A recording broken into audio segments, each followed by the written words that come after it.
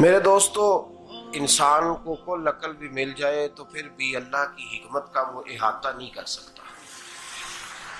رب کریم کو زیادہ پتہ ہے کہ ہمارے لیے کون سی چیز بہتر ہے اور کون سی چیز ہمارے لیے نقصان کا باعث ہے۔ اللہ تبارک و تعالی کی حکمت یہ چاہتی ہے کہ میرے بندے پریشان نہ ہوں۔ رب یہ چاہتا ہے کہ میرے بندے کسی جگہ پہ بھی دقت اور پریشانی کا شکار نہ ہو، تو اللہ تبارک و تعالی نے راہ اعتدال اختیار کرنے کا حکم ارشاد فرمایا کہ تم اعتدال کے رستوں پہ چلو، معتدل زندگی گزارو، افراط و تفریط سے بچو۔ آج جس معاشرے میں ہم وقت گزار رہے ہیں، اس معاشرے میں ہم اس بات کو سمجھنے سے قاصر ہیں کہ اصل ہمارا مسئلہ کیا ہے۔ ہمارا اصل جو مسئلہ ہے اس کی شناخت ہمیں کیسے ہوگی اور ہم پھر اس تک رسائی کس انداز میں حاصل کر پائیں۔ ہم ہمیشہ اپنی آمدن بڑھانے کے چکر میں رہتے ہیں، ایک کام اور شروع کر لیں، پارٹ ٹائم جاب شروع کر لیں، کوئی سائیڈ بزنس اس کا آغاز کر لیں۔ ہماری جو دوڑ لگی ہوئی ہے وہ لگی ہے کام بڑھانے میں، آمدن بڑھانے میں، حالانکہ اسلام ہمیں یہ کہتا ہے کہ تو آمدن بڑھانے کے چکر میں نہ پڑ، اصل بات یہ ہے کہ تو اپنے خرچے کنٹرول کر۔ تنگ انسان وہ نہیں ہوتا جس کی آمدن تھوڑی ہوتی ہے، یہ توجہ کیجیے گا میری بات، یہ قیمتی بات ہے اور گفتگو ساری کا لب لباب ہے۔ تنگ بندہ وہ نہیں ہوتا جس کی آمدن تھوڑی ہوتی ہے، اصل پریشان وہ ہوتا ہے جس کے خرچے زیادہ ہوتے ہیں۔ اور ہمارا جو روزمرہ کا نقصان ہو رہا ہے نا، وہ آمدن کے معاملات میں نہیں ہو رہا۔ بنیادی نقص جو واقعہ ہو رہا ہے وہ یہ ہے کہ ہمارے اخراجات زیادہ ہیں، اور وہ اخراجات کسی اور نے نہیں بڑھائے، وہ خرچے ہم نے خود بڑھا لیے ہیں اور اب ہمیں اس کا نقصان بھگتنا پڑ رہا ہے۔ اور اگر آپ صحیح معنوں میں ٹٹولیں تو جو بہت امیر لوگ ہیں وہ تو ان خرچوں سے بچ گئے۔ میں نے بہت سارے ایسے ختمات میں شرکت کی ہے، میں بہت ساری ایسی جگہوں پہ گیا ہوں کہ جہاں لوگوں نے بڑا مختصر سا ختم دلایا ہے تو ہو گیا ہے ختم۔ ختم کے معاملے میں کب کسی نے پابندی لگائی ہے کہ اس میں 200 آدمی شریک ہوگا تو تب یہ سال ثواب صحیح ہو سکے گا؟ کون کہتا ہے؟ یا شادی کے موقع پر اگر سارے بہن بھائیوں کو نہ بلایا گیا تو میری شادی پایہ تکمیل تک نہیں پہنچے گی، اس میں برکت نہیں ہوگی، یہ کس نے فتویٰ دیا ہے؟ معتدل زندگی کا اسلام حکم دیتا ہے۔ میں پڑھ رہا تھا کہ ایک بہت بڑا صدر ہے، غالباً سوڈان کے صدر کی بات ہو رہی تھی، تو اپنے بیٹے کی بارات لے کے گیا تو 4 لوگ گئے ہیں بارات، اور 15 لوگوں کا اس نے اہتمام کیا اپنے گھر میں کھانا کھانے کا، تو کیا شادی ہو گئی کہ رک گئی؟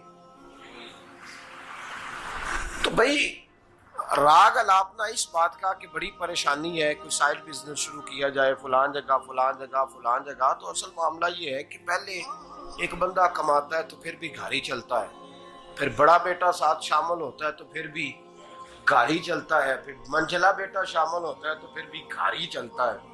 جو رونا دادا جی رویا کرتے تھے کہ بڑی مصیبت ہے، بڑی مشکل ہے، گاؤں میں رہ اکیلے ہوتے تھے اور وہ 5 بچوں کو اور 4 بچیوں کو وہ پالتے تھے، تو جو وہاں پریشانی تھی وہی آج پریشانی شہر میں آ کر پڑھ لکھ کر موٹی تنخواہ لے کر وہی پریشانی ہمیں ہے۔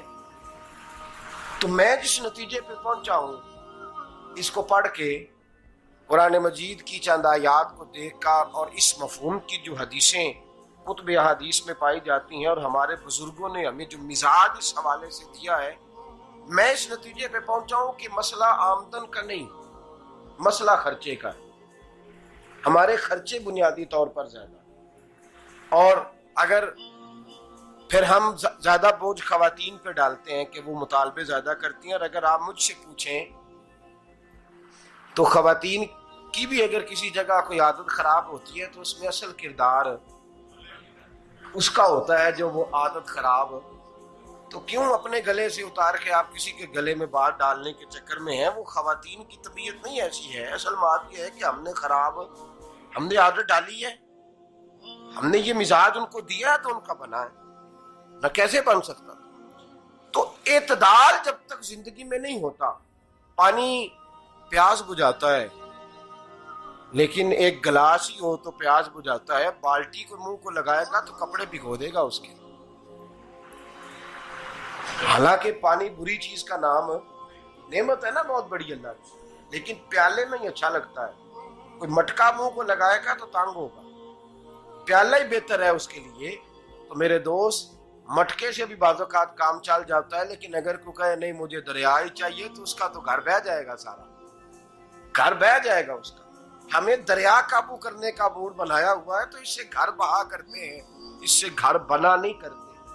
گھر پیالے سے پانی پینے سے بنتا ہے. اگر تو دریا پہ قبضہ کرنے کا موڈ بنائے گا تو گھر بنے گا نہیں، گھر بہ جائے گا. آگ نہ ہو تو کھانا پک نہیں سکتا، لیکن ہلکی آنچ سے کھانا پکتا ہے. اور اگر آنچ تیز کر دی جائے تو جی قرینے قیاس بات کر رہا ہوں، میں عقل سے ماورا نہیں کر رہا. قرینے قیاس سمجھانے کے لیے مثالیں دے رہا ہوں. ہلکی آنچ پہ کھانا پک جاتا ہے اور آگ تیز ہو تو کھانا جل جاتا ہے.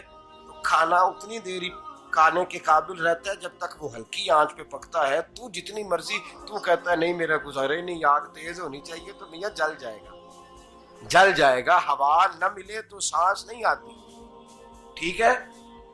آکسیجن نہ ہو تو سانس ہے، ہوا نہ چلے تو گزارا نہیں ہوتا. لیکن اگر تیز جلے نا،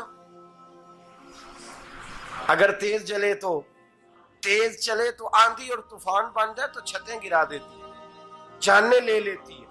ہم ہیں طوفان کے چکر میں، ہم ہیں دریا کے چکر میں، ہم ہیں بڑے لاؤ کے چکر میں. تو میاں ہلکی آنچ ہی اچھی ہے، یاد رکھ. اور ایک گلاس پانی کا اعتدال سے ملتا رہے تو وہی ملتا رہے، ضرورت کے وقت وہی بہتر ہے.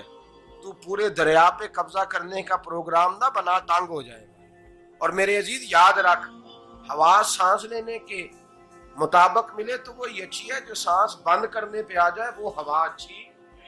ہم نے چکر چلا لیا ہے کہ زیادہ پیسہ، راتوں رات پیسہ، لمبا پیسہ، یہ پلاٹ بھی میرا، وہ پلاٹ بھی میرا، گجرانوالا بھی، گجرات بھی، لالا موسیٰ کھاری اور پنڈی تک جہاں میں جاؤں میرے نام کی تختیاں لگی ہوئی ہونی چاہیے. اسلام منع